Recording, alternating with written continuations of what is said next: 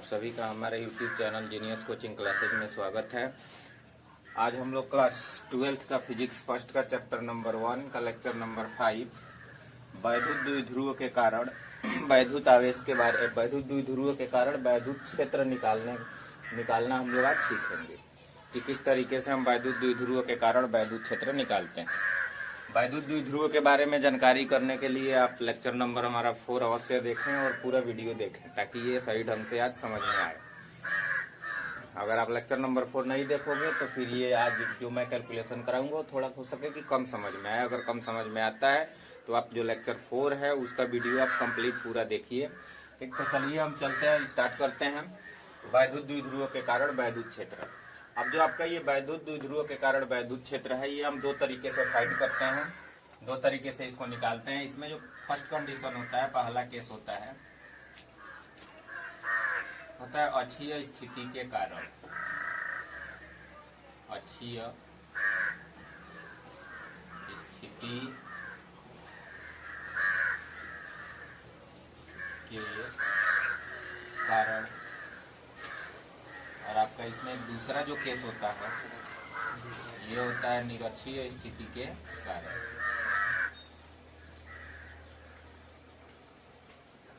निरक्षीय स्थिति के कारण। अब इसमें दो कंडीशन जो है आपका, पहला है अक्षीय स्थिति के कारण वैद्युत क्षेत्र और दूसरा है निरक्षीय स्थिति के कारण वैद्युत क्षेत्र। यानी ऊपर लिखा है कि वैद्युत द्विध्रुव के कारण वैद्युत क्षेत्र। फर्स्ट कंडीशन, जब अपना वैद्युत जो द्विध्रुव है वो जब अक्षीय स्थिति में है तब इसका इलेक्ट्रिक फील्ड कितना होगा, कैसे फाइंड करेंगे, इसके लिए हम लोग फार्मूला ड्राइव करेंगे। दूसरा है जब अपना वैद्युत द्विध्रुव निरक्षीय स्थिति में है तब उसके लिए हम क्या करेंगे कि फार्मूला ड्राइव करेंगे।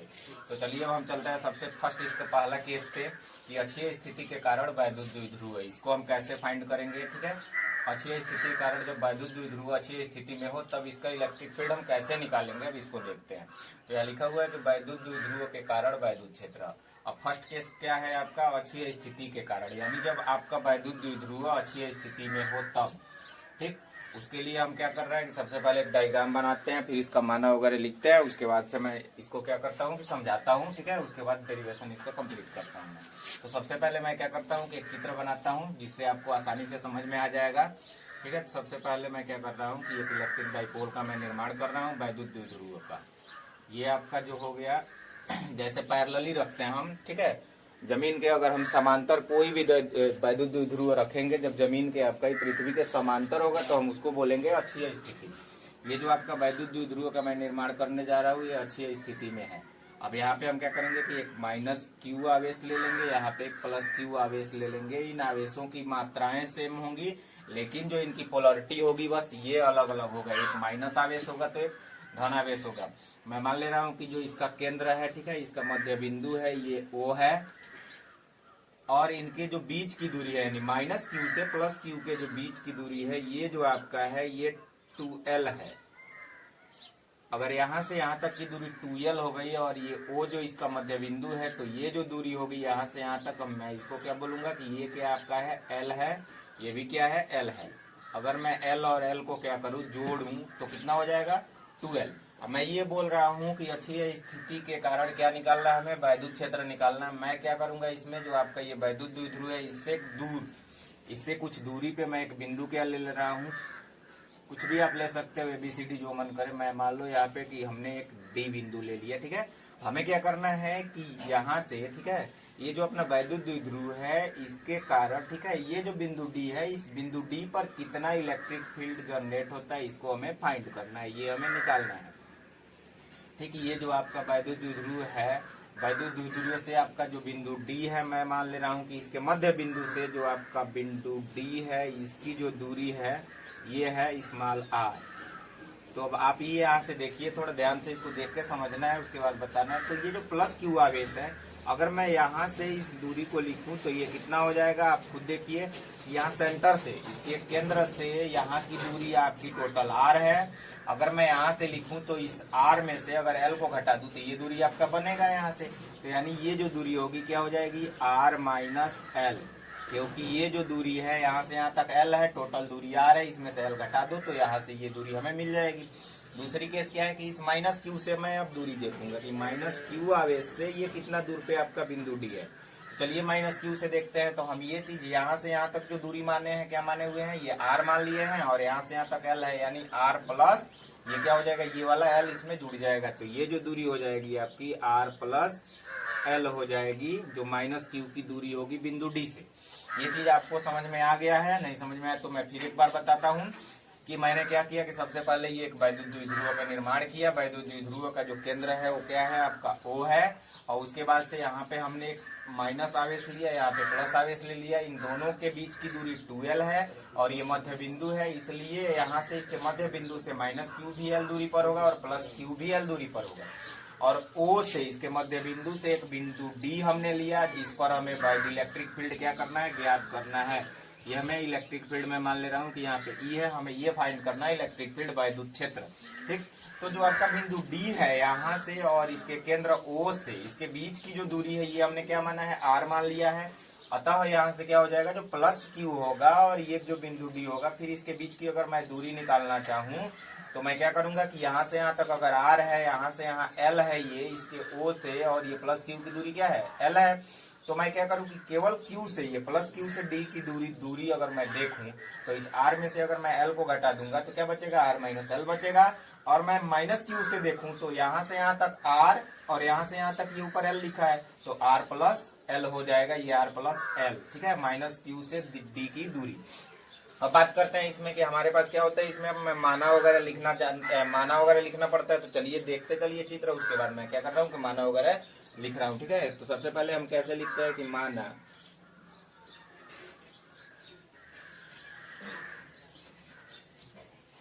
एक वैद्युत द्विध्रुव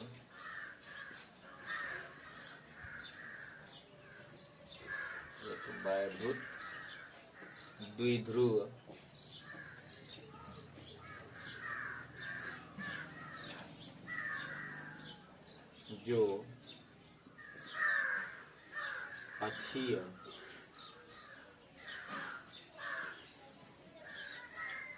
स्थिति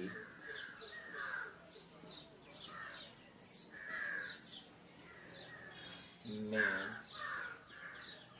है तथा इसके दोनों सिरों पर एक समान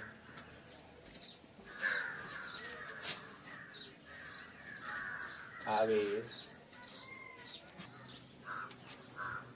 जैसा कि यहाँ पे अब इस चित्र के लिए अक्षीय स्थिति के लिए हमने माना पूरा कंप्लीट लिख दिया हुआ है। मैं एक बार इसको फिर समझा देता हूँ। जैसे यहाँ पे क्या किया गया कि माना एक वैद्युत द्विध्रुव जो अक्षीय स्थिति में है, ये जो वैद्युत द्विध्रुव है किसमें, अक्षीय स्थिति में है, बना दिया गया है यहाँ पे। अब इसके बाद लिखा गया कि तथा इसके दोनों सिरों पर एक समान आवेश परंतु दिशा में विपरीत माइनस क्यू तथा प्लस क्यू एक दूसरे से 2l दूरी पर स्थित है। जैसे आप यहाँ पे देख रहे हो कि यहाँ पे मैंने एक वैद्युत द्विध्रुव बनाया है। यहाँ पे क्या लिखा है कि इनका जो मान होगा, ये माइनस क्यू और जो प्लस क्यू है, इनका जो मान होगा वो सेम होगा। अगर ये 2 कूलाम है तो ये भी 2 कूलाम ही होगा, लेकिन ये माइनस में होगा तो ये किस में होगा, प्लस में होगा, जो यहाँ पे स्पष्ट रूप से क्या किया गया है, लिखा गया है। और इनके बीच की दूरी जो है कितनी है, 2l है। इनके बीच की दूरी क्या है, ये 2l है। यानी यहाँ से यहाँ ये जो माइनस क्यू है और प्लस क्यू, इनके बीच की दूरी कितनी हो गई, 2l हो गई। तथा उसके बाद से लिखा गया इसका मध्य बिंदु O है, इसका जो सेंटर वाला बिंदु है, सेंट्रल पॉइंट है, ये O है। फिर लिखा गया है कि जो इसका मध्य बिंदु है, इससे जो इनकी दूरी है ये क्या है, L है, ये भी क्या है, L है। ठीक है, आगे क्या है, तथा ये मध्य बिंदु से क्रमशः L दूरी पर स्थित है। हमें R दूरी पर स्थित बिंदु D पर क्या करना है, हमें यहाँ से इसके मध्य बिंदु से R दूरी पर स्थित बिंदु D पर हमें क्या करना है, वैद्युत क्षेत्र ज्ञात करना है। ठीक है, तब अब उसके लिए मैं बात करूंगा। ठीक, तो यहाँ पर स्थित D पर हमें क्या करना है, वैद्युत क्षेत्र ज्ञात करना है। तब हम स्टार्ट करते हैं। अतः अब क्या लिखा जाता है इसके बाद से, अब देखते चलना है, समझते चलना है कि मैं कैसे लिख रहा हूँ। ठीक है, अतः सबसे पहले अब हमने क्या लिखा है यहाँ पे, अतः अब मैं क्या लिखूंगा कि यहाँ पे आप देख रहे हो कि एक प्लस क्यू है एक माइनस क्यू है। मैं सबसे पहले लिखूंगा कि प्लस क्यू के कारण बिंदु डी पर वैद्युत क्षेत्र ये कितना होगा, इसके लिए अब आपको ध्यान से समझना है और देखते चलना है। तो मैं यहाँ क्या लिख रहा हूं कि प्लस क्यू आवेश के कारण बिंदु डी पर वैद्युत क्षेत्र। अब इसको मैं लिखूंगा। आपको हमने पिछले जो लेक्चर थे, हमारा लेक्चर नंबर 2, उसमें हमने आपको बताया था कि वैद्युत क्षेत्र निकालते कैसे हैं, उसका मैं फार्मूला कैसे लिखता हूं। ठीक है, ये सारी चीजें हमने बता के रखा हुआ है ऑलरेडी पहले। तो यह क्या लिखा है कि प्लस क्यू आवेश के कारण बिंदु जो आपका डी है इस पर वैद्युत क्षेत्र आपको निकालना है। ठीक है, तो आप आराम से ध्यान से सीखेंगे समझेंगे। ठीक है, मैं क्या कर रहा हूं कि मैं मान ले रहा हूं कि जो ये आपका प्लस क्यू है इसके कारण जो बिंदु डी है इस पर जो आपका इलेक्ट्रिक फील्ड है ये आपका क्या है, E1 है। मैं क्या मान ले रहा हूं कि E1। ठीक है, किसके कारण, इस प्लस क्यू के कारण इस बिंदु डी पर जो वैद्युत क्षेत्र है E1 है, और ये जो माइनस क्यू है इसके कारण मैं मान ले रहा हूं कि इस पर जो आपका इलेक्ट्रिक फील्ड है ये क्या है, E2 है। ठीक है, मैंने दोनों चीज मान लिया है। और जो नेट इलेक्ट्रिक फील्ड बिंदु डी पे है ये मैं क्या मान ले रहा हूं कि E है। अब मैं सबसे पहले यानी प्लस क्यू के कारण मैं क्या निकालूंगा, E1। तो चलिए तो लिखता हूं। अब जैसे आपका इलेक्ट्रिक फील्ड यहाँ पे फाइंड करना है आपको E1, तो E1 बराबर, जैसे इलेक्ट्रिक फील्ड का हमने फार्मूला भी आपको बता रखा हुआ है ऑलरेडी, क्या होता है उसका फार्मूला मैं यहाँ पे लिख दे रहा हूँ एक बार। ठीक है, ताकि आपको याद रहे। जैसे E बराबर हमने बताया हुआ था फार्मूला इलेक्ट्रिक फील्ड का 1/4πε0 इंटू Q/r², ये आपको याद होना चाहिए फार्मूला। ठीक है, अब मैं क्या करूंगा कि किसके कारण लिख रहा हूं, यानी प्लस क्यू के कारण। तो मैं यहाँ पे क्या लिखूंगा, इलेक्ट्रिक फील्ड में इसके लिए प्लस क्यू कारण 1/4πε0 इंटू क्यू, तो ये प्लस के लिए है तो इसके आगे मन करे तो आप प्लस लगाओ या छोड़ो, कोई दिक्कत नहीं है। अब बटा जैसे यहाँ पे जो r² था, तो हमारा ये जो क्यू आवेश एक और आवेश होता था, उस आवेश से कितने दूरी पे ये स्थित है, हमें किस बिंदु पे निकालना है, ये दूरी होता था। अब आप यहाँ पे देख रहे हो कि ये पॉइंट P है। अब हम किसके लिए, प्लस क्यू, तो अब जाएंगे अब प्लस क्यू के पास। ये आपका प्लस क्यू है, प्लस क्यू से ये बिंदु डी की जो बीच की दूरी है कितनी है, r-l। तो मैं यहाँ नीचे क्या लिखूंगा, r-l का होल स्क्वायर। जैसे यहाँ r² था वैसे यहाँ पे मैं क्या लिख दिया, r-l का होल स्क्वायर। ये आपको समझ में आ गया होगा क्योंकि ये प्लस क्यू से डी की क्या है, दूरी है। ठीक है, ये मैं क्या करूंगा, इसको मान लूंगा इक्वेशन नंबर 1। ठीक, अब क्या लिखा जाएगा, ऐसे ही यहाँ लिखा जाएगा माइनस क्यू आवेश के कारण बिंदु डी पर वैद्युत क्षेत्र।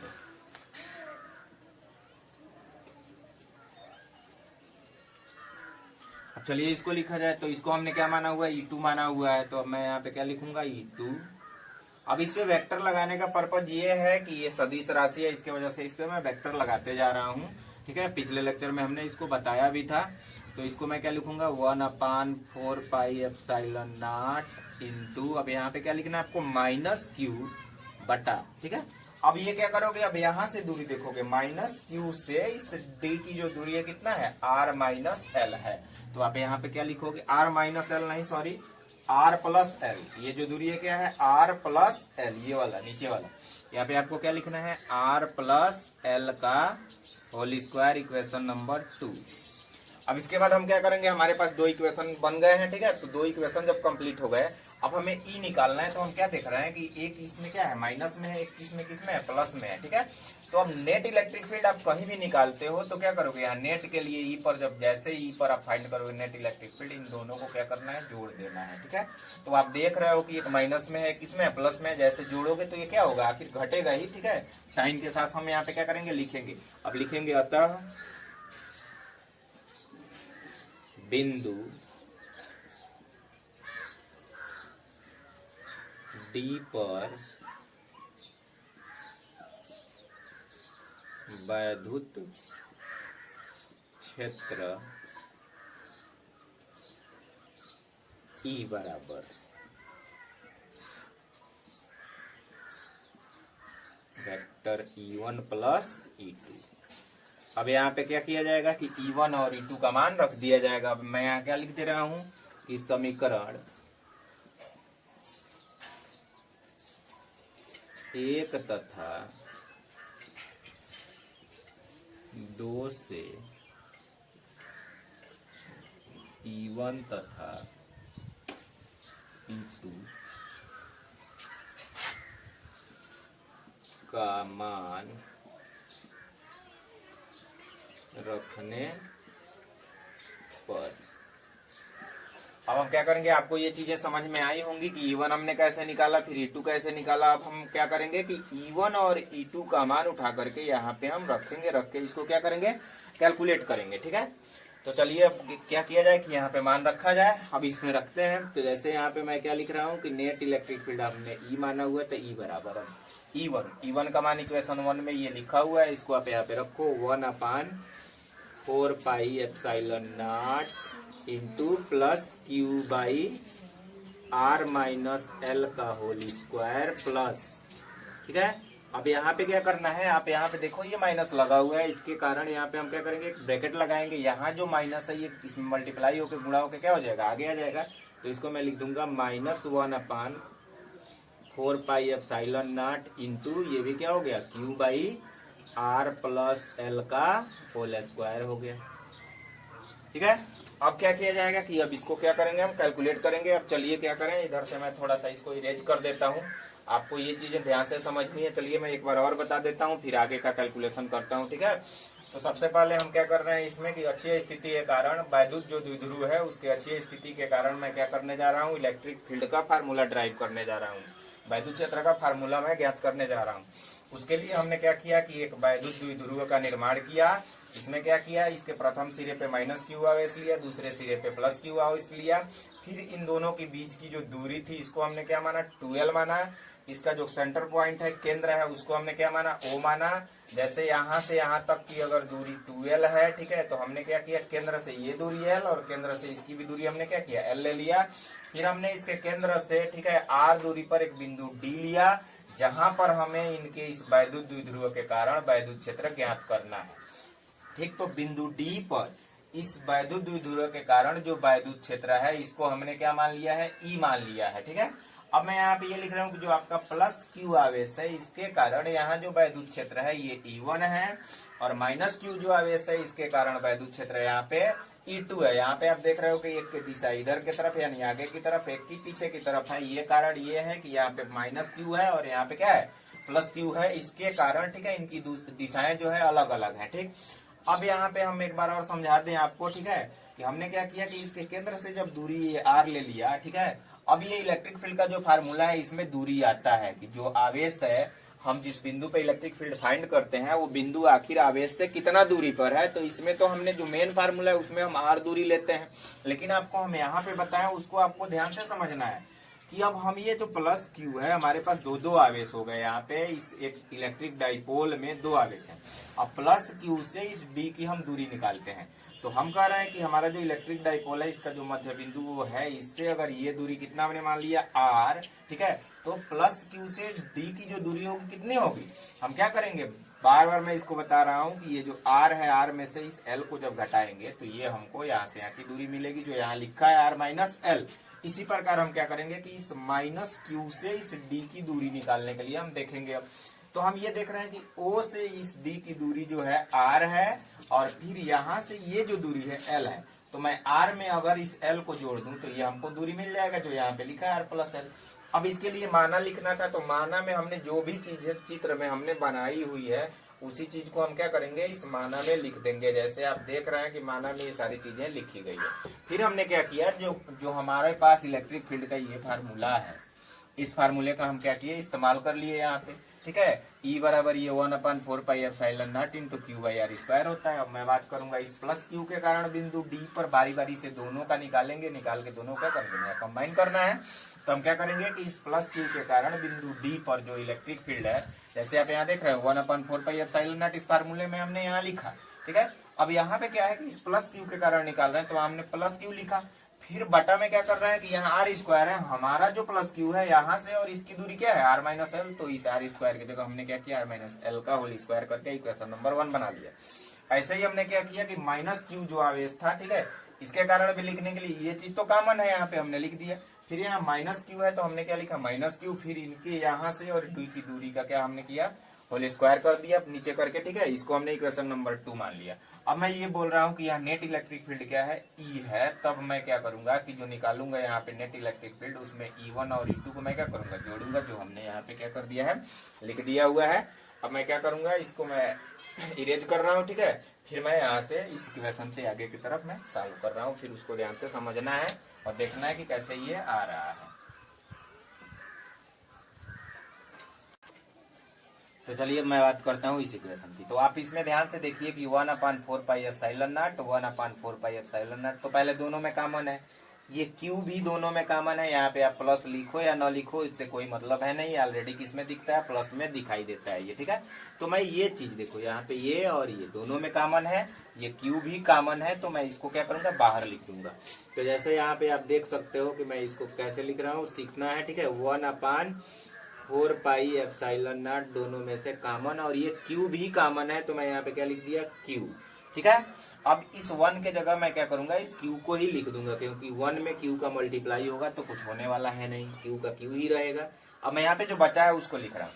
अब ऊपर वाला ये सारा चीज यहाँ क्यू हमने कॉमन ले लिया, हमारे पास अभी क्या है 1 है, तो यहाँ पे मैं क्या लिखूंगा 1/r माइनस एल का होल स्क्वायर लिख दिया हमने, कोई प्रॉब्लम नहीं।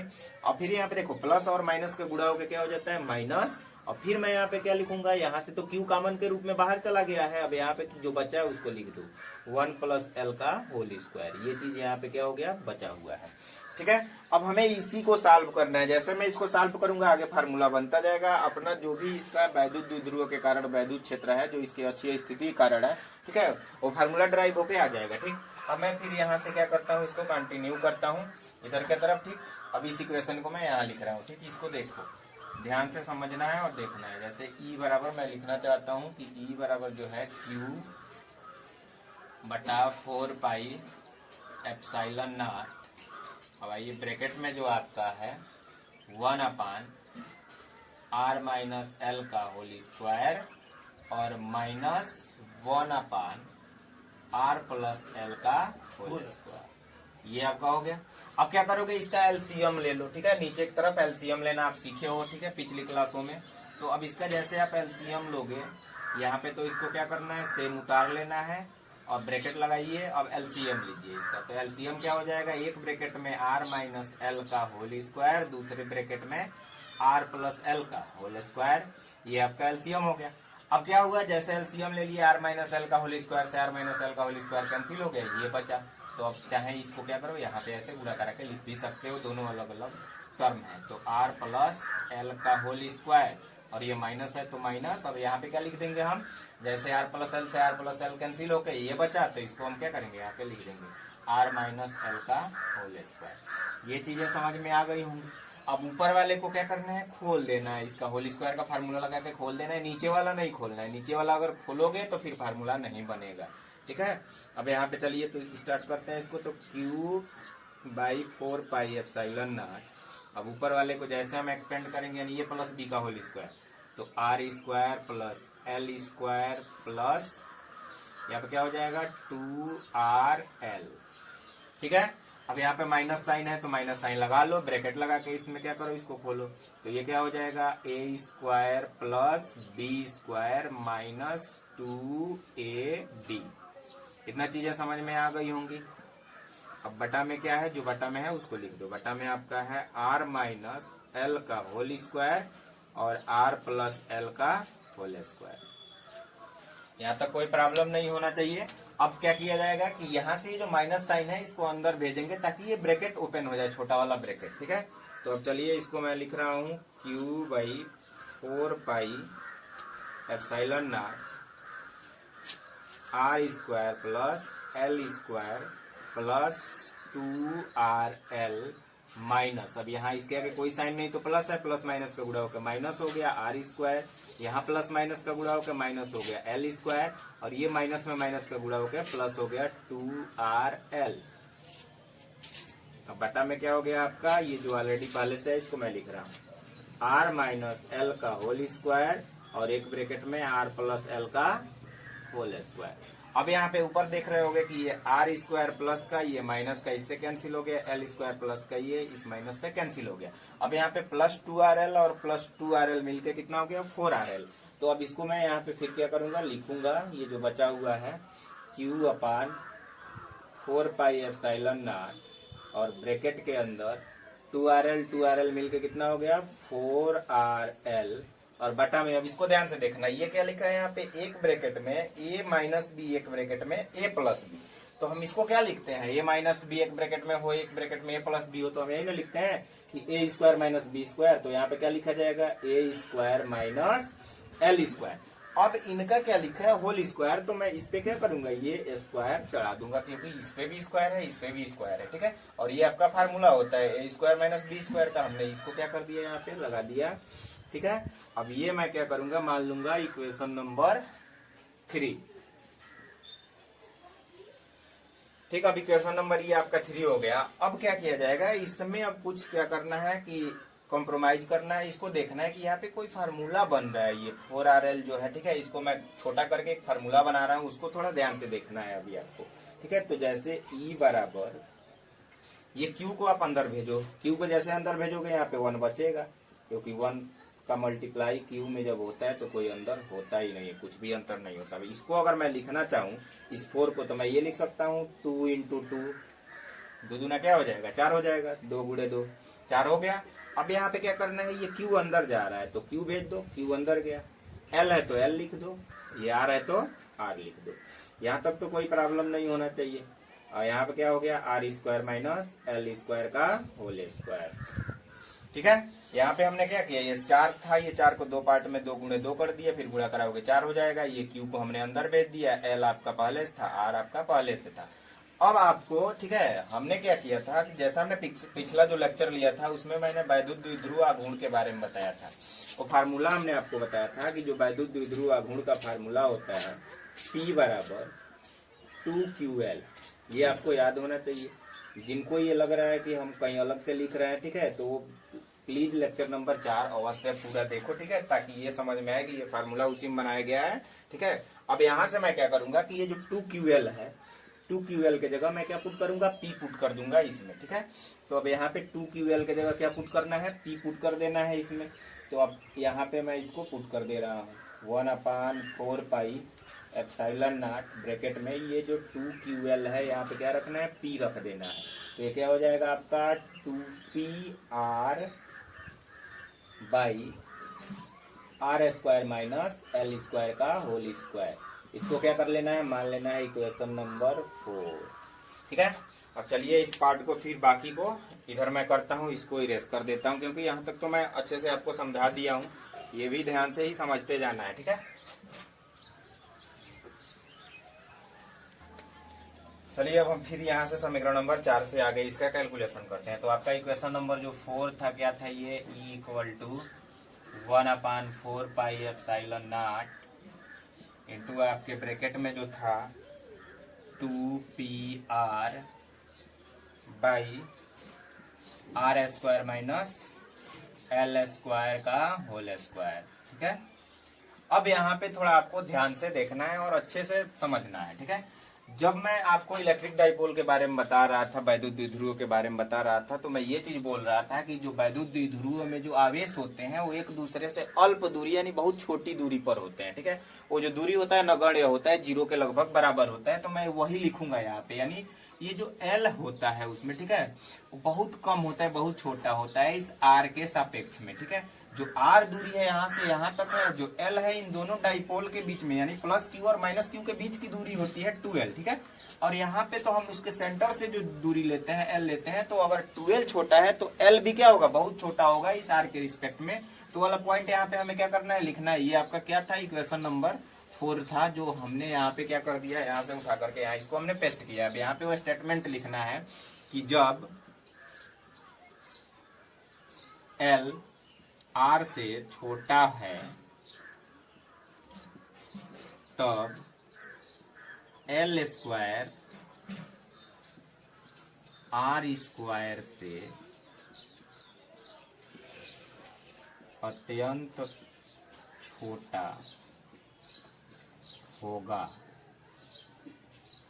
यानी आप एक चीज याद रखिएगा कि कोई किसी भी छोटा, अगर कोई भी छोटा अंक है, अगर हम उसका क्या करते हैं, वर्ग करते हैं ना, तो और छोटा हो जाता है। अगर कोई बड़ा अंक है, अगर उसका वर्ग करें तो और क्या हो जाता है, बड़ा हो जाता है। एग्जाम्पल आप जैसे यहाँ देख के समझ सकते हैं। जैसे यहाँ पे मैं देखो, यहाँ पे लिख रहा हूँ 0.5 लिख रहा हूँ और यहाँ पे मैं 5 लिख रहा हूँ। दोनों का मैं क्या कर रहा हूँ, वर्ग कर रहा हूँ। अब इसमें आप देखो पॉइंट जो 5 था 0.5 था, इस 5 से छोटा है, ये बहुत छोटा है। अब जैसे इसका वर्ग करोगे तो ये क्या हो जाएगा, 0.25 हो जाएगा और ये क्या हो जाएगा 25। अब देख लो ये 0.25 और ये 25 में कितना बड़ा अंतर हुआ। यानी इस 25 के आगे ये 0.25 क्या है, लगभग किसके बराबर हो जाता है, 0 के बराबर होता है। ठीक है, वही चीज मैं इसमें समझा रहा था कि ये जो आर था, हमने जो चित्र बनाया हुआ था, ऐसे हमने क्या किया था, एक चित्र बनाया था। यहाँ हमने लिखा था -q, यहाँ क्या लिखा था +q, और ये दूरी जो थी एल थी, और यहाँ से कहीं यहाँ पे आपका आर था। यानी यहाँ से जो आर था, ये एक बिंदु डी हमने लिया था, ये जो आर था, ठीक है, इस एल से क्या है, ये बड़ा ही तो है। यहाँ से इतनी दूरी है, इतनी छोटी ये दूरी है। अब इसका वर्ग करो और इसका वर्ग करो, तो अभी आपने अंक में देखा था कि जैसे इसका वर्ग हो रहा है तो ये छोटा होता जा रहा है, ये क्या होता जा रहा है, बड़ा होता जा रहा है। ठीक है, तो अतः ये क्या लिखा है कि जो आपका एल है ये आर से पहले से ही छोटा है। ठीक है, तब जैसे एल स्क्वायर करोगे, ठीक है, और आर स्क्वायर जब होगा तो ये एल स्क्वायर इस आर स्क्वायर से और क्या हो जाएगा, छोटा हो जाएगा। तो अब इसको हम क्या लिख सकते हैं, ठीक है, तो हम छोटा होगा, अतः जो आपका एल स्क्वायर होगा ये लगभग किसके बराबर हो जाएगा, 0 के बराबर हो जाएगा। ठीक है, ये लगभग का साइन है। ठीक, अब एल स्क्वायर की जगह हम क्या पुट करेंगे, इस इक्वेशन में 0 रख देंगे। ठीक है, तो अब क्या मैं लिखूंगा, समीकरण 4 से, समीकरण 4 से अब इसको लिखना है। तो जैसे यहाँ पे क्या हो जाएगा, E बराबर 1/4πε0 और ब्रैकेट में आपका हो गया 2πr divide by R square minus इस एल स्क्वायर का जो क्या भरना है 0, तो क्या लिखेंगे 0 का स्क्वायर और इसका क्या है ये होल स्क्वायर। यहाँ तक कोई प्रॉब्लम नहीं होना चाहिए। अब 0 का स्क्वायर करो या कुछ भी करो तो क्या हो जाएगा, खत्म, वहां से हट जाएगा। आर स्क्वायर में से 0 का स्क्वायर जब घटाओगे तो कुछ होने जाने वाला है नहीं। ठीक है, तो इसको अब यहाँ लिख दो और यहाँ पे क्या लिखोगे 2πr बाई ये क्या है, अब यहाँ पे बचा क्या, आर स्क्वायर, और इसका क्या है ये होल स्क्वायर। तो यहाँ क्या करोगे, होल स्क्वायर कर दोगे। अब क्या करना है, यहाँ से फिर ध्यान से समझना है। अब इसको मैं लिख रहा हूँ 1/4πε0 और ब्रैकेट में देखिए ये क्या है 2πr बाई आर स्क्वायर, और इसमें जब इसका स्क्वायर होगा तो दूना कितना हो जाएगा, ये आर पे 4 हो गया। ठीक है, यहाँ तक कोई प्रॉब्लम नहीं। अब क्या हुआ कि यहाँ पे आर पे जो 4 है, इससे एक आर क्या हो जाएगा, कैंसिल हो जाएगा।